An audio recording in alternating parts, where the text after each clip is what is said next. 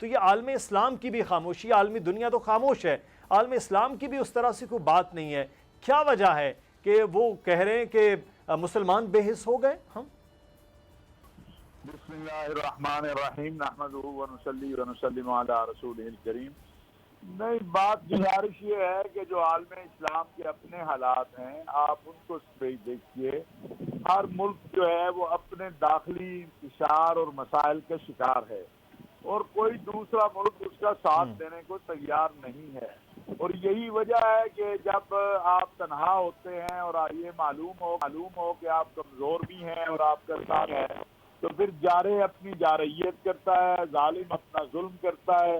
یہی فلسطینیوں کے ساتھ ہو رہا ہے. آج کتنی آوازیں آپ سن رہے ہیں، ایک پاکستان ہے، ایک سعودی عرب ہے اور ترکی ہے، اور پھر اس کے اندر مفادات ہیں.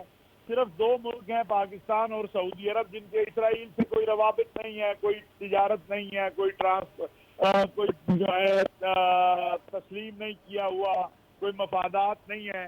ادروائز باقی جگہ تو آپ دیکھیں نا کہ اگر وہ آواز اٹھتی بھی ہے تو وہاں کے حالات واقعات کیا ہیں.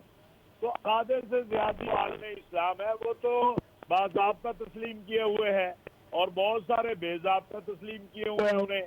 اب ہے جرم ضعیفی کی سزا مرگ مفاجات. سب سے پہلے مسئلہ جو ہے وہ یہ ہے کہ عالم اسلام جو ہے اپنے اندر ایک قوت پیدا کرے، ایک اتحاد پیدا کرے. ابھی جب ہم سعودی عرب گئے تھے تو وزیر اعظم نے عمران خان صاحب نے ملاقات کی OIC کے سیکرٹری جنرل سے اور انہیں کہا کہ بھائی ہم حاضر ہیں، پاکستان حاضر ہے، آپ کریں کشمیریوں کے لیے، فلسطینیوں کے لیے کیا کر سکتے ہیں.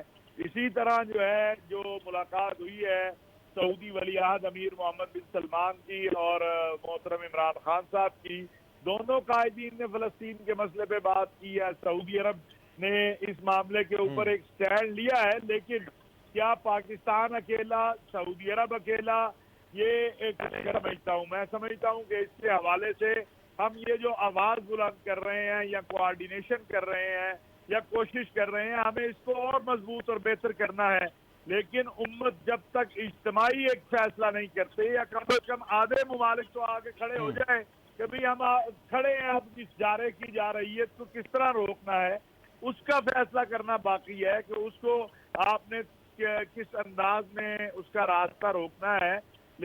پاکستان میں سمجھتا ہوں اور سعودی عرب موجودہ جو کرائسس آیا ہے، موجودہ جو حالات آئے ہیں، ان کے اندر اپنی کل وزیر خارجہ صاحب کو وزیر اعظم نے کہا ہے کہ وہ مسلمان ممالک کے وزراء کریں. خود وزیر اعظم مسلمان قائدین سے بات کر رہے ہیں، لیکن مجھے یہ بات کہنی پڑے گی کہ داخلی انتشار اور کمزوری اور اسلامی ممالک کی جو اتحاد بن چکی ہے اور آپس میں وحدت اور اتحاد کا نہ ہونا جو ہے، اس کی سزا فلسطینی بھی اٹھا رہے ہیں، اس کی سزا کشمیریوں کو بھی مل رہی ہے، اس کی سزا شامی، عراقی، ہر جگہ جو ہمارا خون بہہ رہا ہے یہ اسی آپس کے انتشار کی وجہ سے ہے.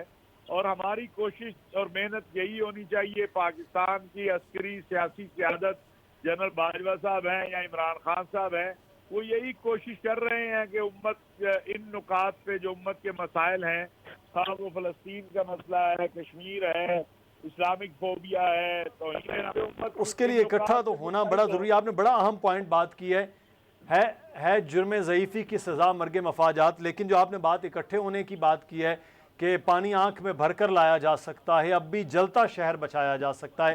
اگر ہو جائیں 56 ٹکڑے یکجا تو جیسا بھی ہو دشمن ڈھایا جا سکتا ہے. یہ 56 ممالک کا اکٹھا نہیں ہونا، تو جو آپ فرما رہے ہیں کہ آدھے ممالک تو کم از کم اس معاملے پر آئیں، لیکن وہ اپنے اپنے مفادات ہیں وہ نہیں ہو رہے. میں حامد خان صاحب کو شامل گفتگو کروں گا. حامد صاحب، یہ جو اس وقت صورتحال ہے فلسطین کی ہمیں نظر آ رہی ہے، لیکن اس کے باوجود خاموشی ہے، بالکل خاموشی نظر آ رہی ہے. پاکستان بات کر رہا ہے یا سعودی عرب بات کر رہا ہے، ٹرکی کی بات آ گئی، ایران نے 4 بیان دے دی، اس کے آگے کچھ نہیں ہے اس وقت، اور وہ کھل کر بربریت کر رہے ہیں.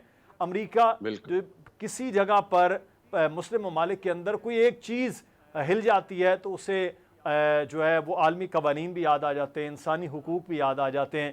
وہ سلامتی کونسل اقوام متحدہ کی وہ بھی خاموش نظر آتی ہے. تو صرف اور صرف برگ گرتی ہے تو بیچارے مسلمانوں پر. بالکل آپ نے بالکل درست بات کہی، اور میں آپ کو یہ بتاتا چلوں کہ اب جو صورتحال اس وقت فلسطین میں پچھلے 3-4 دنوں سے اور خصوصاً 24 گھنٹوں سے ہو گئی ہے، میں آپ کو سچی بتاؤں تو اب ایک جنگ چھڑ چکی ہے وہاں پر، اور حماس نے آخری اطلاعات آنے تک وہاں پر ابھی اینٹی ٹینک میزائل یوز کیے ہیں، کیونکہ اسرائیلیوں نے غزہ کے علاقے میں اپنے ٹینک چڑھانے شروع کر دیے ہیں، اور ان کا جو مقصد ہے آپ بھی جانتے ہیں، وہ بچپن سے اپنے بچوں کو یہ پڑھاتے آ رہے ہیں کہ ہم نے ایک دن بیت المقدس اور مسجد الاقصی پر قبضہ کرنا ہے، نعوذ باللہ ہم نے مسجد الاقصی کو جو ہے وہ ڈیمالش کر کے وہاں پر اپنا جو ہے وہ تھرڈ ٹام بنانا ہے، اور اس کے ساتھ ساتھ جو اپنا صہیونی جو ان کا ایجنڈا ہے اس کو پورا کرنے کے لیے وہ اب کسی بھی حد تک جانے کو تیار ہیں۔ آج مسلم امہ کے اوپر بہت بڑا امتحان ہے۔ میں طاہر اشرفی صاحب کی بات سے متفق ہوں کہ یہ ایک ملک یا ایک حکمران کے بس کی بات نہیں ہے، یہ پوری دنیا میں بسنے والے مسلمانوں کی ذمہ داری ہے، حکمرانوں کی ذمہ داری ہے۔ اور میں آپ کو ایک اور بات بتاتا چلوں کہ دیکھیں آپ فلسطین اور کشمیر کے عوام کی بہادری کو دیکھیں کہ وہ اتنے بڑے دشمن سے اتنے سالوں سے لڑ رہے ہیں، نبرد آزما ہیں، شہادتیں دے رہے ہیں، لیکن انہوں نے قربانی کے اوپر کوئی کمپرومائز نہیں کیا، وہ آزادی کے اوپر کمپرومائز نہیں کر رہے۔ آپ یقین کریں کہ میں یہ بالکل سوچتا ہوں کہ آنے والے دنوں میں جس طرح اسرائیل کے آج وزیر اعظم نیتن یاہو نے کہا ہے جی کہ ہم کچھ بھی کر گزریں گے، تو اس کا مطلب یہ ہے کہ ان کے ارادے بہت خطرناک ہیں، اور مسلم دنیا کے پاس وقت بہت تھوڑا ہے۔ سبسکرائب کریں اور بیل دبائیں تاکہ کوئی خبر رہ نہ جائے۔